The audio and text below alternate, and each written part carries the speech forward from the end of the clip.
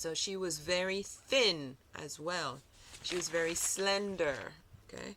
She is tall and slim or slender.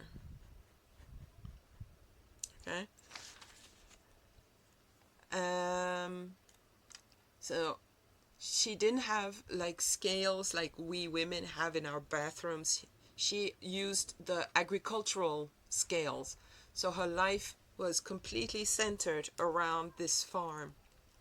This farm was everything in her life. So she weighed herself on them. So whatever the scale, that's why it's so precise at the ounce, because most personal scales are just sort of like, yeah, it's fine. And was adjudged most lovely. So we have the word judged.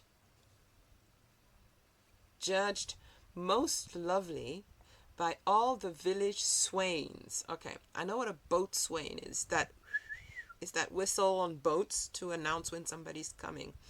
But what is a village swain? Well, let's go back to our dictionary. I'm going to copy this. What can you gather from context? She was judged most lovely. We don't need this bit. We don't. What is a swain? Let's go have a look right now. Maybe I can just do this. Yes, I can. Ha! So let's go back to our dictionary. Right here, and we're going to click in swains.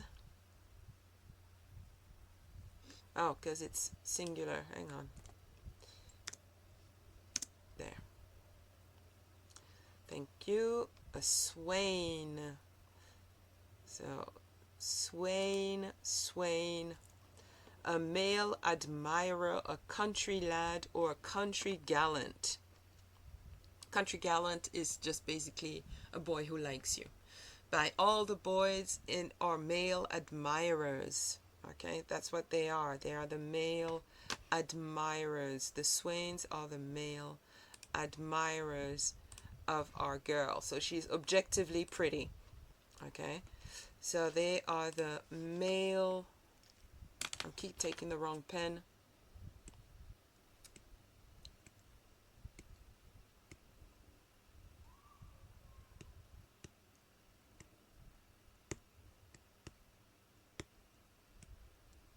Admirers. This is an R, I promise you.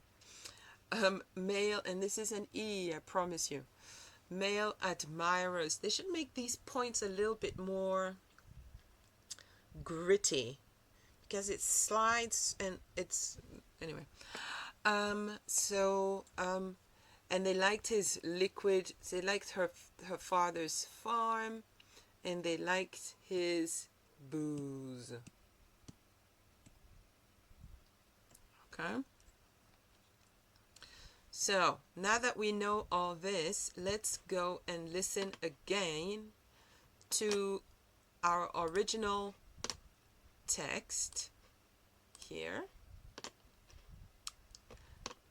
and listen to our audiobook once more. So I need She was about 5 foot 3.33 inches tall, weighed 115.47 pounds on her father's copy scales, also off them, and was adjudged most lovely by all the village swains who admired her father's farm and liked his liquid crops. Okay. Now, what you can do with this first paragraph, you don't have to read the whole story, is record yourself either on your phone or on your computer like I'm doing now, and record yourself reading this paragraph.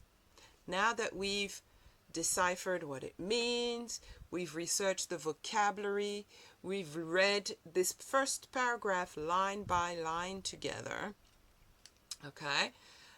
Now you've heard it several times, and now you can read it out loud. So if you would like to read this paragraph out loud and record yourself, and you want me to give you a critique on your I don't like the word, but performance,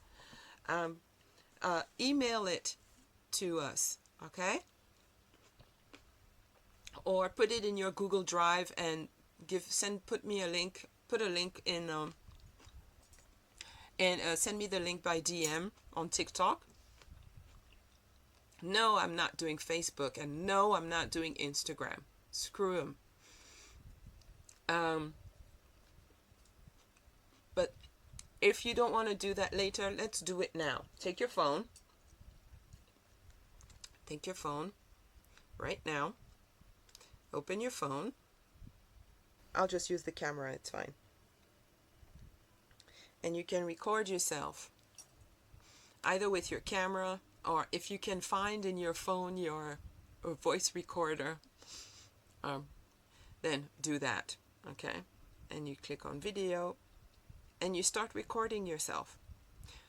Ermengarde Stubbs was the beauteous blonde daughter of Hiram Stubbs, a poor but honest farmer bootlegger of Hockton, Vermont. Her name was originally Ethel Ermengarde, but her father persuaded her to drop the praenomen after the passage of the 18th Amendment, averring that it made him thirsty by reminding him of ethyl alcohol, C2H5OH.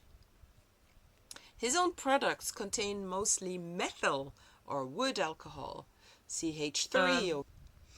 But this is something I would like for you to do every time you read something that is not for work or school, okay? Take your time with it. And you see, we've developed our vocabulary. We've started writing a short, we've written 1, 2, 3, 4, 5 sentences describing this poor Ermengarde girl. And we've also learned that her father is probably an alcoholic of some kind, and that her role on the farm and in her father's life is mostly a human appliance. She does the cooking, she does the cleaning, she does everything. She doesn't have a lot of beauty products. She doesn't take care of herself in that way.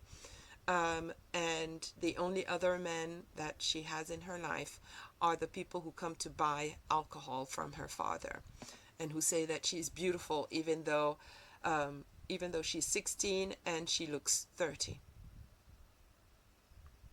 Now,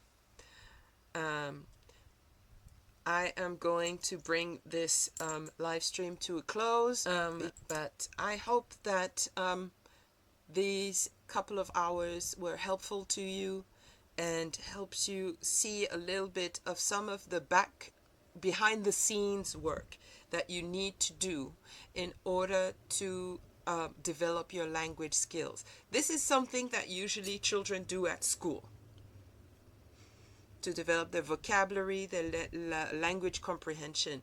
If you are not capable of doing this on your own in your own time, in between English lessons, I'm here. Okay? So, what I'm going to ask you to do is to prepare the next paragraph. So the next paragraph is this bit right here. Okay? It's 3, 6, 7 lines.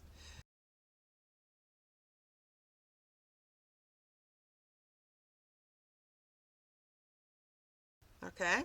Prepare these in your own time at home. So do what we did, copy paste it. So you see the address up here. Okay, lovecraft.com. Copy paste it in a Word document. Separate all the sentences. You can, if you're dyslexic, you can space out the letters horizontally as well as the lines vertically. Okay, and go through the text, Ermengarde's Hand. Listen to it in the YouTube video, which is here. Go through this and listen to it. The second paragraph is coming up right after this pause at 1 minute 30. Okay? Listen to it. Read it in your head. Read it out loud. practice doing that back and forth a couple of times, and then go through each sentence and try to simplify it so that you can understand what's being said. You can write it down. It's a short story, so I think the real thing is 20 pages long. So our first paragraph, we managed to summarize it in 5 sentences. Just as a reminder, the 5 sentences of the first paragraph are: Ermengarde is the daughter of a farmer who likes his drink. She looks older than her age. She dyes her hair blonde. She has good skin.